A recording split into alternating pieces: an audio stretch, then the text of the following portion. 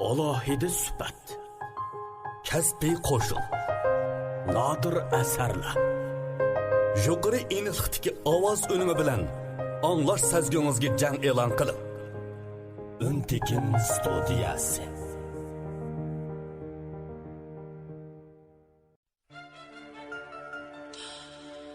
Hey, siz Qosimning nimasi bo'lasiz? Men uning xotini. Tom ikki o'rmichichi qaq pachiqiga tushadigan chiroyli cho'kan ekan. Bundan keyin yuzimni qandoq ko'tarib yuraman? Agarda men utib olsam, xotiningdan o'tsam, qandoq? Har qaysing bu yerga onangni erga bagil kelishdingmi? Sen menga igichi sog'lig'ini opirib so'labdi. Men hargiz bormayman. Xotinimni o'zimga qo'yinchi nima qil? Unda qilma. Başımgıda va aqsini bir tepma bika. Hozirga kelgicha Qosim oxundan boshqa arzatiga ko'nglimning peshini tutqizib baxmadim. Bichora nafasdan qopdi.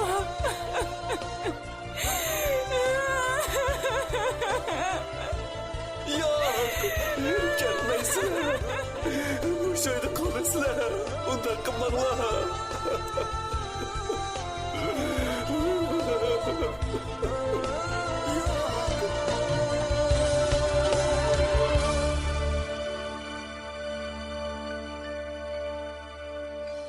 Qemarg'a tikilgan xotin.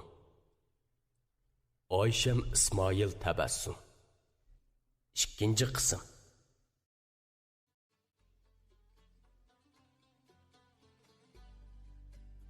O peshonasidagi tarlarni chit ko'ngligining yangi bilan surtgach, oldiga tushib olgan ikki o'rmi chechini kaniga tashladi va yanadagi Olomonga salom qildi. Olomonning uning salomini ilik og'uda hafsalisi yo'q edi. Shapburtlarni ikki yonga to'lg'ab, qarlig'och qanotidek shakl chiqarib olgan shapoq to'ppiq Qaraboy biri oldiga chiqib, bom ovoz bilan so'zlashga boshladi.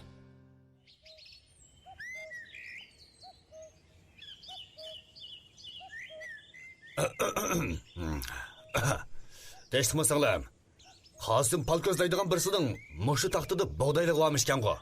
Bilasizmi? Zivarnisoning yuragi qortliq qilib qoldi. Ko'ngli bir shumliqni sezib ulgurgan Zivarniso put qo'lidan mag'dur qochgan holda duduqlab qoldi. Ha? Mushu. Mushuma. To'lg'imi bortliq Zivarnisoning gapiga ishonmagandek yondirib so'rdi. Zivarnisoning ha deb beshini lang'ishtishi bilan bortliqning chiroyiga satli bir kulgi yugurdi. Hey, siz Qosimning nimasi bo'lasiz? Men uning xotini. To'lg'im bortliq Zivarnisoning o'ruq gavdisiga. Oftobda ko'yib qardigan bo'lsa-mu, asli oqliqini yo'shirib qolamagan yuz va bo'yinlariga.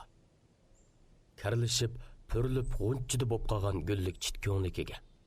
Yerdagi shildir shapqa besilgan anjilarga bir boshdan qarab ketdi va ich og'ritgan qiyofatda ulug' kichik tinib, beshini chayqab, levini tishlab qo'ydi. Zivarnisoning ko'nglidan allanimalar kechishga boshladi. Eri Qosim bilan aloqador bo'lgan ekan, cho'qim yaxshi ish emas.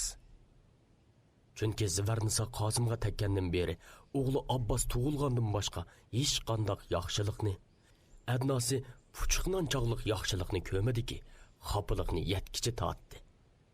Izosini kekirdikigacha angladi. Ko'zidan yosh qurib boqmadi. Bu qitim yana nima baloyi qazo kutib turdi? Bunisi hozirgacha qorong'u. Biz Namanchulaqning buyrug'i bilan keldik. Eringiz Qosim akamiz bilan qimar o'ynab, 5 moyadagi bog'dayni uftirvatdi.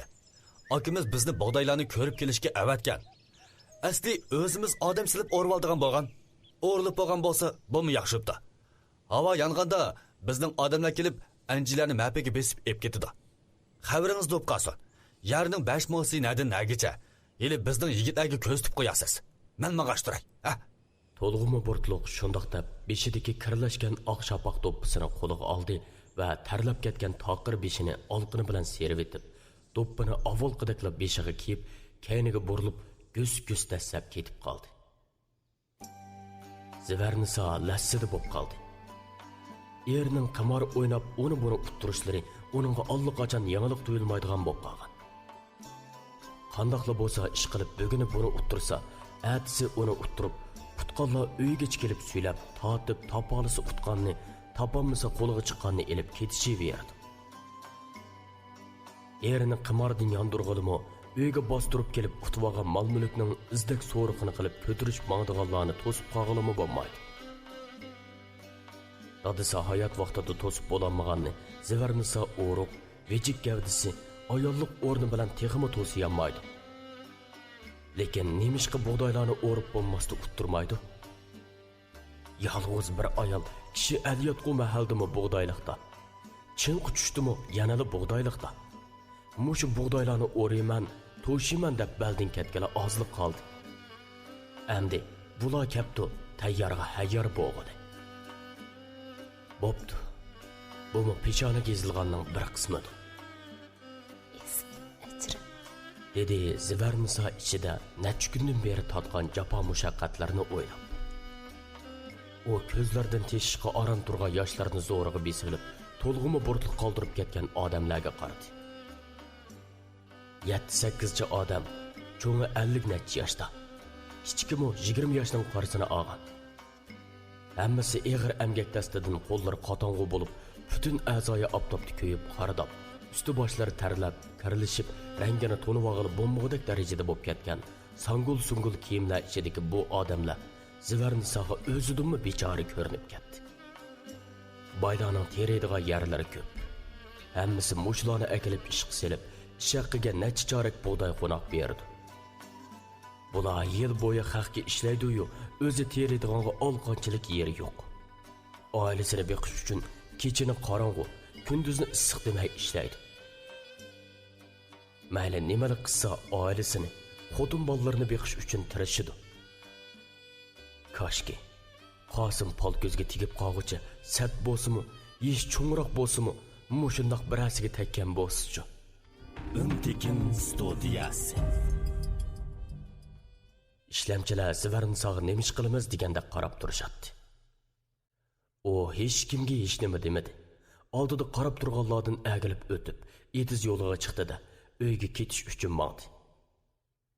Shu chaqda turganlardan biri vaqirab qoldi. Oy ho, xinam. Bizga yana ko'z tipamdilg'a. Odamning saproyi o'rlab aran turganda qo'ding'ishmay turing, ha? O'lgilimangmidim. Keliman sal turib. Zivarnisa choppidi kayniga burilib, zardi bilan shundoq dedi-da, yana oldiga o'rilibla yo'lini davom etdi.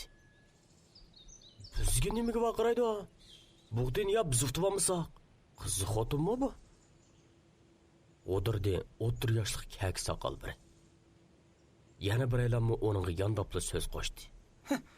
Eshakka kuching yetmasa, ur to'qimini deb Matturda burutqa demagan sesiq kepini bizga deb oldi desa? Shuna deyma. Bug'din to'shsaq uyimizga akatmaymiz. Xalqning ambiriga kirdi shu. Xotin bolani boqamiz deb kelamiz. Bo'lmiz nima bu xotinning yerdi bizga? Ishlamchilar Zivarnisaning to'ngliqiga norozi bo'lishgan holda o'z ara o'dinishib qo'yishdi. Ondan ishki qosniqida bukkida ujmilar baraqsollab ketgan eriq kirib uxlab, havo yenib Zivarnisa etizig'i kagicha mushiyada saqlamoqchi bo'lib maslahatga kelishdi. Matturda burt Odul Namancho'liqning xos xonasiga kirdi. Xos xonada Namancho'liq mush yurtdagi katta boy. Bu saroyning doimliq mehmoni va qadinas og'aynisi Seyitboy bilan qizg'in paranglashib, kavob yeb o'ltiradi.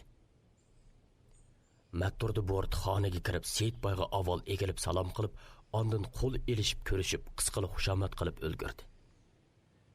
Onundan keyin Qosim polko'zning etizi va bug'doylarini ko'rib kelganligini, ishlamchilarning shu yerda qolganligini, sal turib bir necha map yetilab berib, bug'doy anjillarini besishga boshlaydiganligini aytdi va onundan yana so'radi. Aka, anjilani mushyoqqa yo'tkab kelamizmi yoki shu yerda xomini tepib, ondan tag'ara qachlab kelamizmi? Namancho'liq 40 yoshlarning qarsini olgan, egiz bo'yliq, bastlik, yuzida pichoq izidan qolgan, obdolli ko'zga chiliqadigan totquba odam edi. Asli ismi Emin Niyoz bo'lib, 10 yılning oldida qimor o'ynab babisotini uttirib yetib tomog'i tikkili hech nimasi qolmaganda yo'qli bir narsalarni yolg'onla do'g'i tikib qo'yib natijada yanada uttirib atgan. Utib olgan taraf uning uyiga o'ziga tegishli mulkni og'ilib olganda ondan ahvolni bilib ochchig'ida uning so'l qo'lini beg'ishidilla kesib atgan bo'lib, ana shuningdan keyin uning Emin Niyoz degan ismining kayniga Cho'loq degan gap laqam bo'lib singib qolgan edi. Shuningdan keyingi necha yil ichida bu ism uning shu qadar o'zlashib ketdiki, agar laqabini otmasa, kishilar uning kim ekanligini bilmaydigan darajada singishib qoldi. Uning qo'li kesilib ketgandan keyin o'z yurtida turaverishni xohlamay, boshqa yurtga bosh elib chiqib ketdi. Anglashlarga qaraganda, u bag'an yerda katta boy bir savdogarning karvonida hammal bo'lib ishlagan bo'lib, tasodifiy fursatda savdogarning kichik xotini uningga kuyib qolgan. U xotin har nimalarni qilib, Naman Cho'loqqa ko'nglini bildirib, uningga tegish uchun erining bir muncha oltin kumush, yombollarini va bir sanduq zibu-zinnatlarini otga otib, Naman Cho'loq bilan kechalab qochib ketgan. O'z yurtiga borsa savdogarning odam qo'yib izlatib tepiverishidan ansirab, hozirgi mush yurtga kelib, ismini Namanga o'zgartib, mush yerda o'ltiraqlashib qolgan. Hamda savdogarning xotini bilan o'g'irlab kelgan pul pechak, oltin kumushlarni sarf qilib, karvon savdogarlar o'tishadigan mushu o'tan yo'liga 30 uylik saroy soldirib, bularga qo'shib mayxona, qimorxona mangdirib, obdalla pul tepayotgan jazoni xo'r edi. Birsi qarz so'rasa ko'nglini yondirmay beradi. Ammo qaytirib oladigan chaqda yarim kunmi kechiktirmay, ziyodi ko'p o'simi bilan qong'ir qoqishib turib oladi. Ishqilib, yama yo'llarning hammasida bor bu Naman Cho'loqni bu yurtda bilmaydigani yo'q edi. Yo'tkab akilinglar. Xalqning yerini bekalab berlar. O'rniga ziroat terib, tayyorlag'ach tursin. Qosim Palkoz qimodin qo'l uzmisala, uning etizini chiqqiri hamida bizni. Kim biladi, yerini uftib olamdan texa. Ma'qul. Men ballarni o'g'irlashtirayamsa. Matturdi bo'rt shundoq deginicha kayniga burilib talog'i mangdi. Teg'i bosug'i atlamasda Naman Cho'loq uni chaqirib to'xtatib oldi. To'xtag'ina. Bug'doyni to'shib ketimiz desang, Qosim Palkozning uydagilari bir nima demidimi? Etizda ayoli yolg'iz ishlab yuribdi-kani. Kim u desam, men xotini deb duduqlab turdi. Ahvolni desam gap qilmadi. Ishlamchilarni qoldirib yenib keldim shu. Uyda boshqa odam yo'qmi-kan? Bizning ballardan anglasam, Qosim Palkozning dadisi yurak kasalda qazo qilgan ekan. Uyda Palish onasi xotini bilan 2 yoshlardan oshgan bir o'g'li bormish. Boshqa hech kim yo'q ekan. Onasi Palish, balasi kichik bo'lsa, Qosim bizning qimorxonadan ketmay qimor o'ynab yursa, xotini etizda yolg'iz ishlasa, shuncha ko'p yerning ishini o'z yolg'iz qilamdi-ka? Onu bilmedim. Belkim işlemçisilişki pulu yoktu. Ya bo'lmasa, hava issiq bo'lgandan işlemçisi damilayotganda ish qilib, men borganda yolg'izgan. Qandaroq ayolkan o'zi? Matturdi bo'rt Zivarni soni kuchab aslashga boshladi va gapini davomlashtirdi. 21 yoshlarda bormikan? O'roq, bo'yi egiz. Obdobda kuyib qardiganni hisob qilmaganda chiroyi oqsuzuk, qosh kirpiklari to'kilib turadigan, o'sma qo'yib olgandek ulashma qoshliq, tom 2 o'rma chechi qaq pachiqiga tushadigan, sol taraf ustunki livining yinida qop-qora xoliba chiroyli cho'kargan studiyasi. Matturdi bo'rt amalning boricha Naman Cho'loqqa Zivarni soni to'liq sifatlab berishga tirishdi va shularni deb to'xtadi.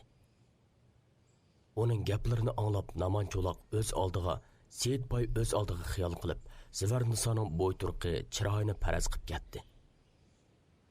Ammo Seyitboy xiyolini Naman Cho'loqqa bildirmaslikka, Naman Cho'loqmi o'z xiyolini Seyitboyga sezdirmaslikka tirishib o'ltirishatdi. Matturdi bo'rt bularning o'z ko'ngillarida so'qib qolgan cho'tlardan bexabar holda yana nima deydikin deb Naman Cho'loqqa qarab turardi. Bo'ldi, sen chiqayver. İşlar men degandek bo'lsin. Jafo chekadigan bo'lding-a? Ajringni unutib qolmaymiz-mi men? dedi Naman Cho'loq Matturdi bo'rtga qarab. Matturdi bo'rt chiqib ketgandan keyin Seyitboyning ishtahosi o'zildi. Uning xiyolida baya Matturdi bo'rt sifatlab bergan Zivarnisoning g'oyiviy turqi uchib yuratdi. Onunğa sezdirmegeni bilan Naman cho'loqma har xil farazlar ichida mo'gdab o'ltiratdi.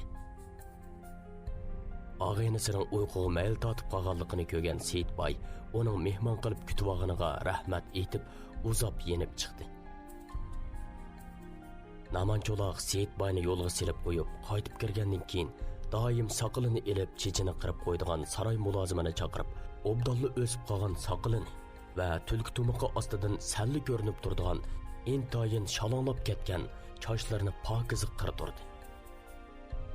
Üstü beshini yangushlab, heytda kiyindi. Alohida so'rin yoki to'y to'kinlarga borganda teri pinchikining madyon chuqug'i silib oladigan xushpuroq ambarni elib, qinib purgandan keyin yana yon chuqug'i soldi. Ondan oltin dastali qamchisini esib qo'ygan to'rikdan elib, eshikdan chiqdi. Saroy hovlisiga chiqib, har tarafga ko'z yugurtgan Naman cho'loq Matturdi Burtni hech yerda ko'rmadi. Qosim Palkozning etizig'i mengib bo'lgan bo'lmasa yana deganni xiyoldan o'tkazdi va oldirapla to'ladi. Matturdi! Ey Matturdi Burut, qanisa? Ayol shimayda oshxonaning eshigida paydo bo'lgan Matturdi Burut eg'zidagi lo'qmani choynag'inicha Naman cho'loqning oldiga keldi.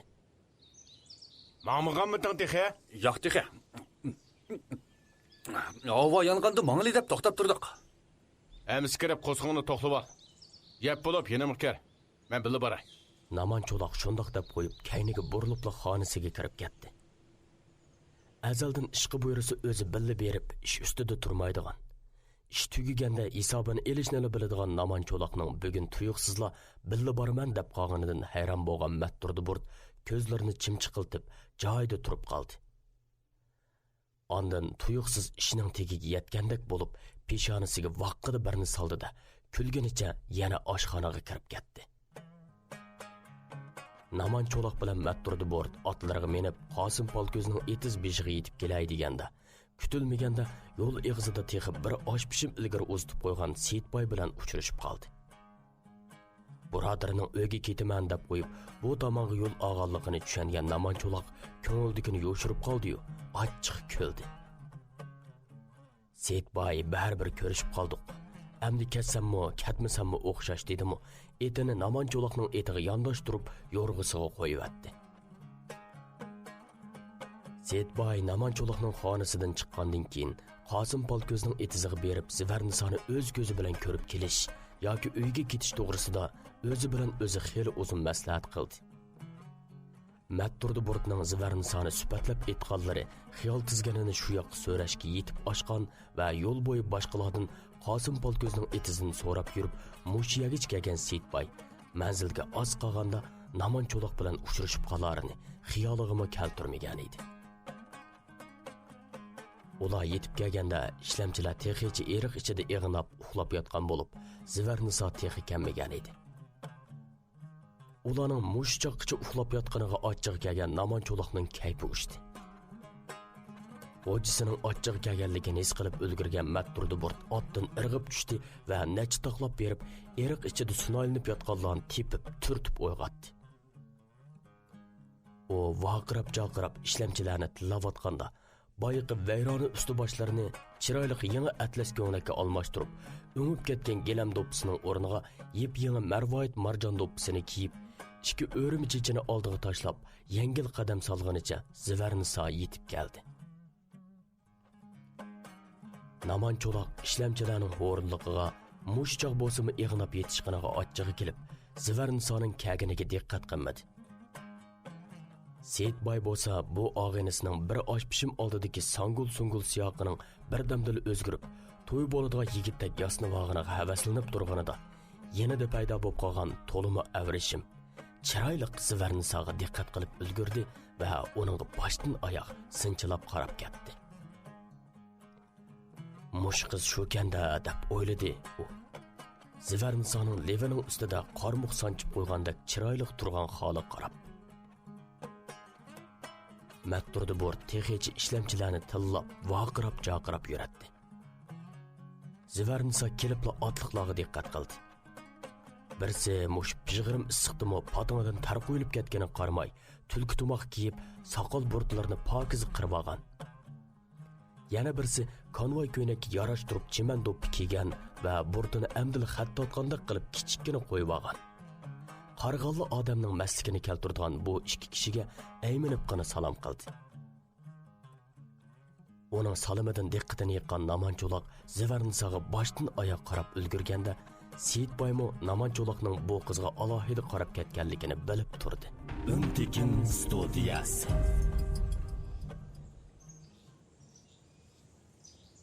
Anjilani yo'tkigil keldinglar-ku deyman. Erim uyda yo'qdi.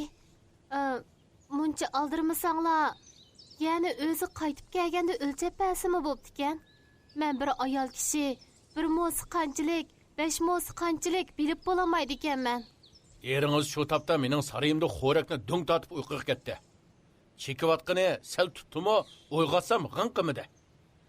Atdigan bug'doyni do'g'i tikib o'tirayotganda, o'zing berib o'lchib ol aka degan. Shuning gipi bilan keldik. Siz bilmasangiz vaqo, bizning odamlar o'lchaydi. Dedi Namancho'loq o'zidan qilcha aymanmay shu gapni qilgan Zivarnisaga qahrli qarab. Bo'ptamsa. O'zinglar o'lchab bekitgan yeringlarga belgi qilib qo'yasizlar. Erim kelsa javobini berolmay qolmay hamdi. Ondan o'zinglarga tegishlik anjilarni mapilarga besib bo'lganda etizda qilib qolganlarni xominimga to'shib bersanglarmi bo'pti-kan. Sizlar er kishi ham bir muncha odam bo'lgandan keyin sizlarga taskin emas. Zivarnisaning chechanlik bilan degan gapi Seyitboyning maslikini, Namancho'loqning achchig'ini keltirib qo'ydi. Men sizlarning ma'dikochiliklarni qig'ili kamida mayaga. O'zimga tava. Ma'qul, shundoq qilamiz. Bolalar ha-ho deyishib, qolgan anjilarni xamonga to'shib olsin. Namancho'loqning zardi bilan boshlagan gapini Seyitboy siliq, ammo to'limi yiqishliq so'zi bilan bo'lib qo'ydi. Namancho'loq Seyitboyga ishimga arilishib nimandoq qiladigan-do degandek ko'zining paxtasini chiqarib qarab ketdi.